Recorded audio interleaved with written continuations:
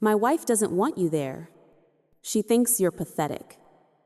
That's what my brother, Michael, actually said to me. The brother I practically raised.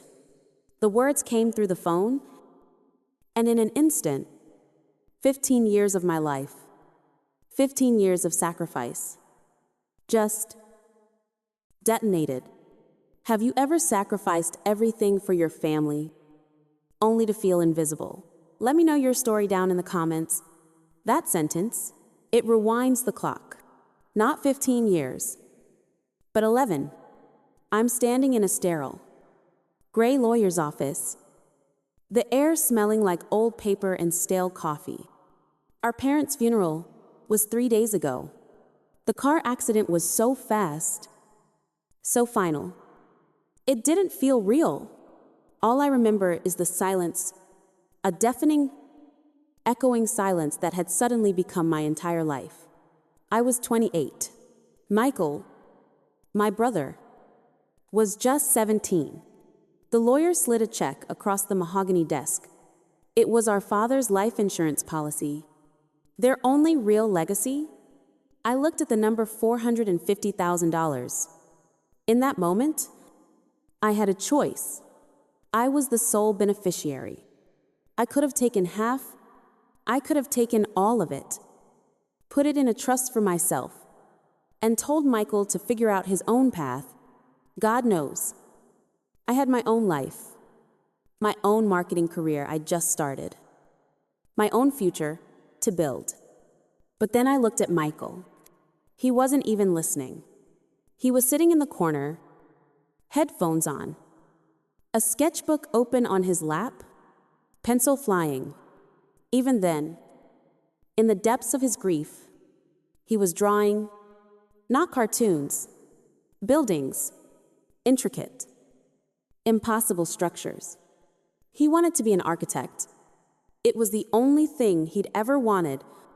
I saw this brilliant, broken 17-year-old kid who had just lost everything, and I made my choice.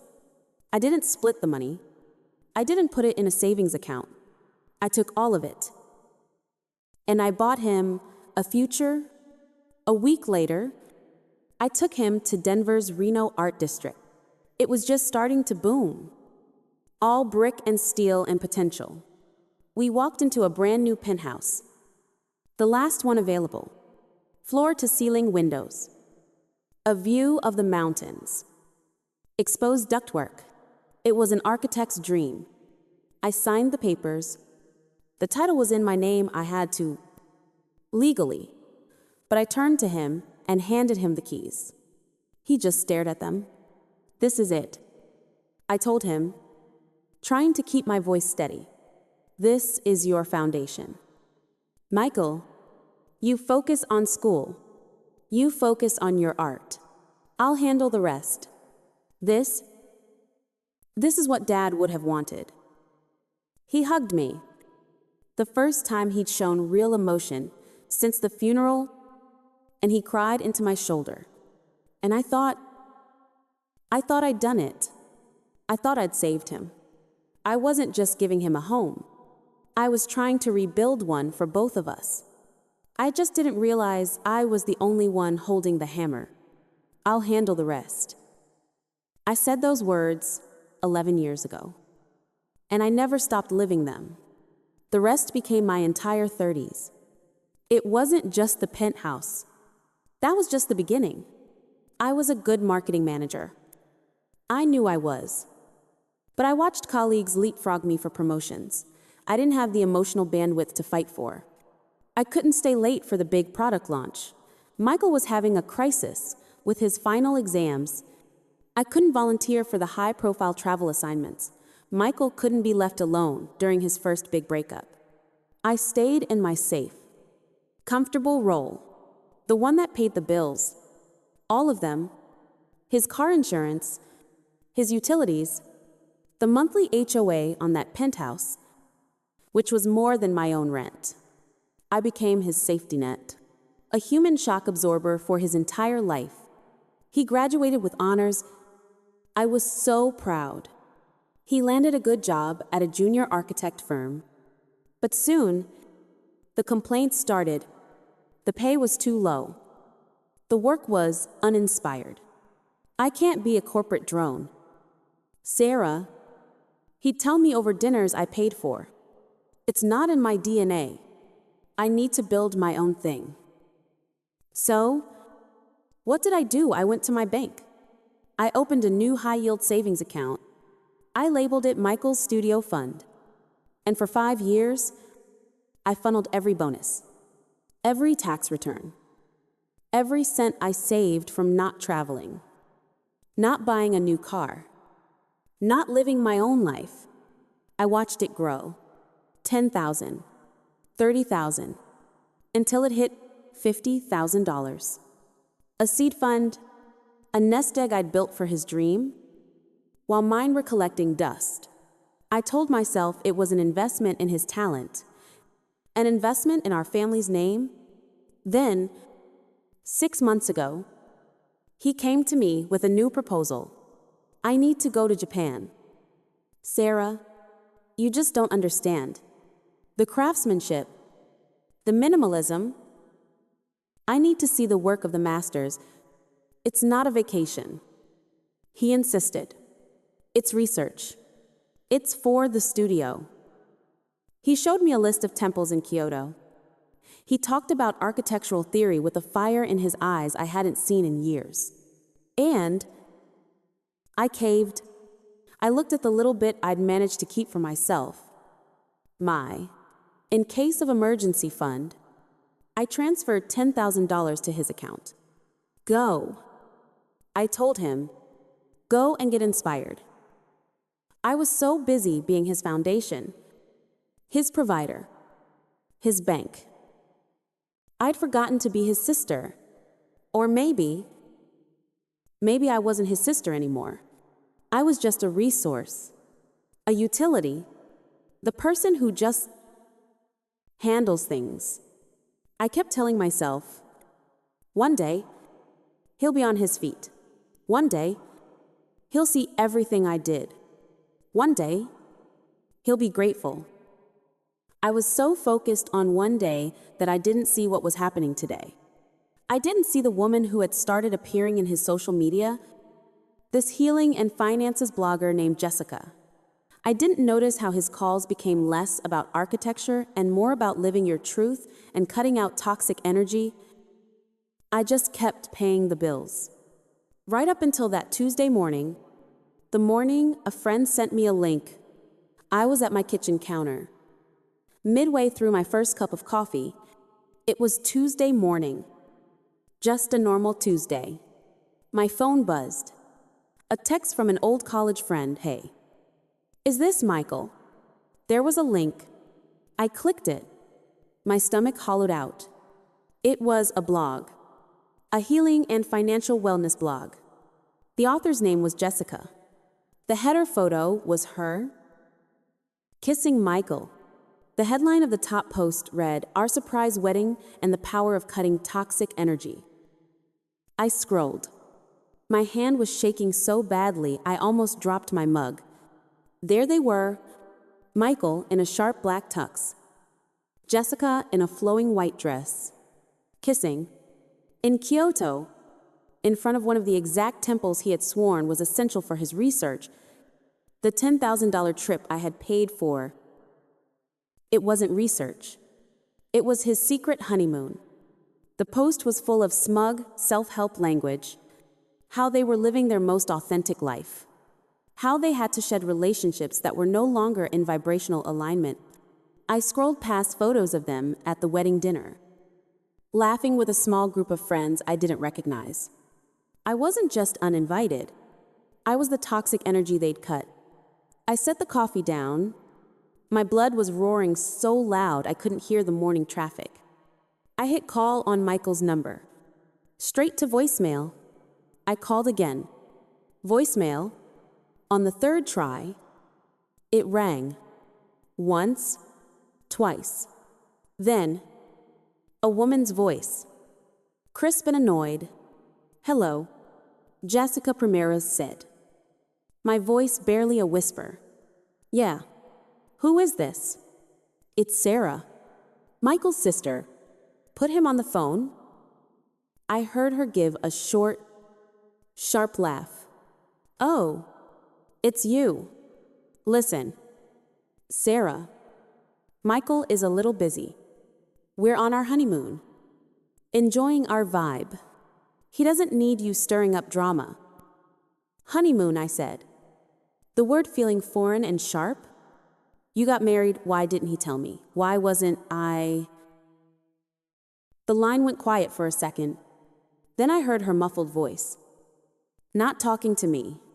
Michael, your sister is calling, asking why she wasn't invited. I heard him sigh, his voice, weak and distant. Just, you tell her. Jessica got back on the phone, her voice dripping with triumphant pity. He wants me to tell you. Look, Sarah, it's nothing personal. Well, no, it's entirely personal. We're starting a new life. And we can't have your controlling, martyr energy dragging us down. Michael needs to be his own man. And he can't do that with you, hovering. My breath hitched. Hovering I paid for. You paid for nothing, she snapped. You invested in his talent, and now he's an adult. And he doesn't need your approval. Or your money. Anymore. Michael, I said, raising my voice. Despérate. Michael, are you hearing this? Talk to me. There was a rustle. His voice came on the line. Finally, but it wasn't his, it was small. Sarah. She's right. You've done a lot, but it's a lot. It's too much. Michael, what are you saying? And then it came. The final, fatal blow. His voice, parroting hers, delivering the line that would sever everything. My wife doesn't want you there. She thinks you're pathetic. Click. The call ended. I just stood there, in the silence of my kitchen, staring at the phone. Pathetic. He'd used the exact same word. The kid I'd raised, the brother whose future I'd built from the ashes of our parents' death. I looked at the blog post again, at their smiling, happy faces. I didn't cry. I didn't scream. Something inside me turned from red-hot grief to absolute, cold, clear ice. The love was gone. All that was left was the math. The switch didn't flip. It shattered. The word pathetic echoed in the dead air of my kitchen. I looked at the phone, at the black screen, and I didn't feel sadness. I didn't feel anger. I felt nothing, just a profound, cold, and sudden clarity.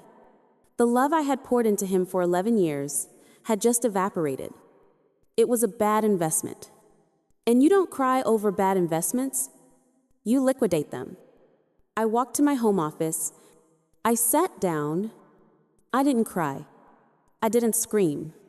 I opened a new, blank spreadsheet. I typed a title at the top, Asset Exposure Audit.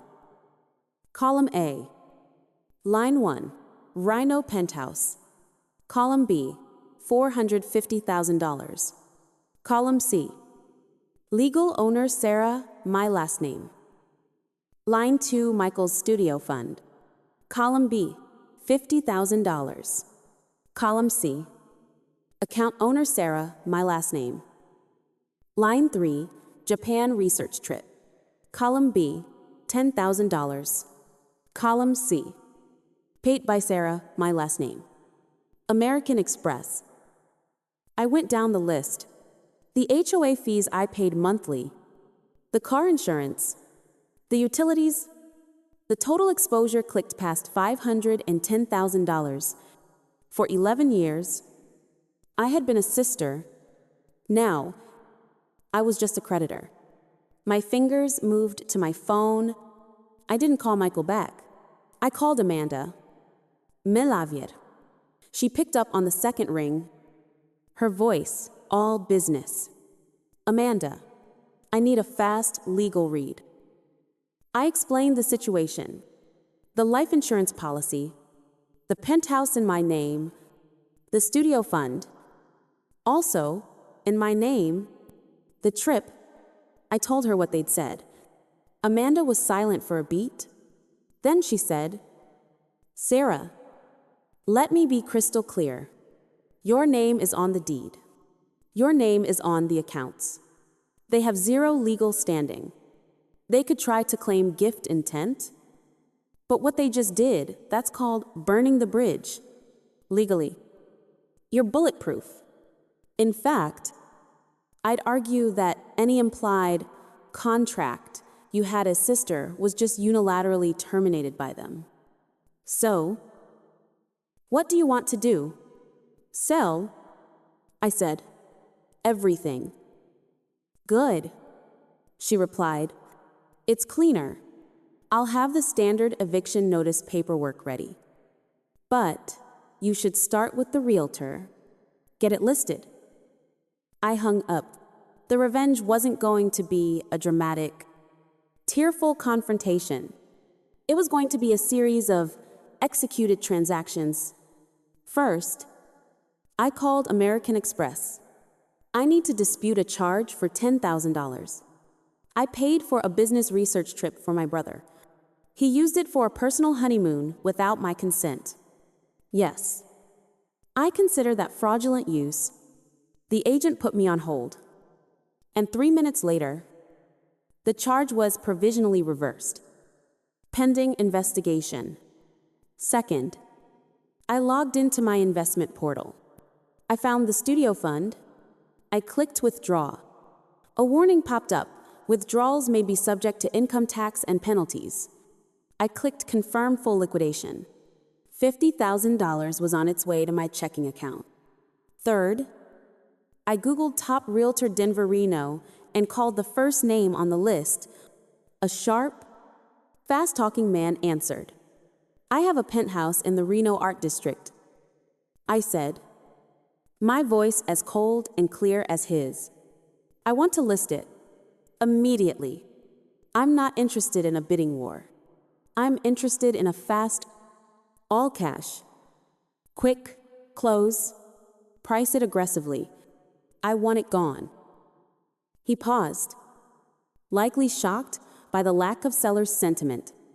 Okay. I can have a photographer there by 4 p.m. It's currently occupied by a tenant, I said. Who is? Unaware. They'll be finding out shortly. They returned from Japan 2 weeks later. I knew, because the realtor's alert hit my phone, the penthouse was officially listed, its rooms photographed and emptied. Then Michael called. Sarah, the key fob isn't working. Did you change the locks? I calmly told him I had deactivated his access. A stunned pause. Then Jessica's voice burst through the phone. Shrill and furious. You can't do this. That's our home. It's not your home. I said, it's my property. Bought with my father's insurance money. And I'm selling it. Her rage spiraled, accusing me of jealousy, control, toxicity. I hung up. An hour later, my friend sent me Jessica's newest blog post. My toxic sister-in-law is trying to make us homeless. She painted herself the victim of my punishment and abuse, ending with a donation link for their New Beginnings fund. But the internet turned on her quickly. Commenters pointed out the truth I'd paid for Michael's education, their penthouse, even their secret wedding trip. Someone from the architecture community chimed in, Sarah is a legend. She funded everything. Their fundraiser collected $25 before Jessica deleted the post and the entire blog. I blocked them both and handed communication to my lawyer. Then, in my small new apartment, the anger finally melted into something heavier grief. I wasn't just losing a brother, I was mourning the family I'd tried to build. The boy he once was, and the version of myself who kept trying to save him. 4 months passed. The penthouse sold in 10 days. All cash. The money, over $500,000, combined with the studio fund, went into investments under my control. With no more emergencies, I finally pursued the promotion I'd avoided for years. I got it, Senior Marketing Director. With a raise to match, I began planning a solo trip to Italy. Then a call came from an unknown number. Sis. Mikhail. His voice was wrecked. Jessica had left him. He'd lost his job. And now he was sleeping on a friend's couch. Then came the real reason for the call. Sarah, can I come home? I stared out my office window. Michael, the penthouse is sold. There is no home to come back to. I mean your place. He whispered. Just for a little while, the old me might have caved. But I wasn't her anymore. No, I said. Quiet. Absolute. You wanted independence. Now handle it. I blocked him again. I looked at the Italy brochures on my desk and felt, for the first time, complete peace. For 11 years, I had built Michael's life. By stepping away, I was finally building my own. The real victory wasn't his downfall. It was my freedom.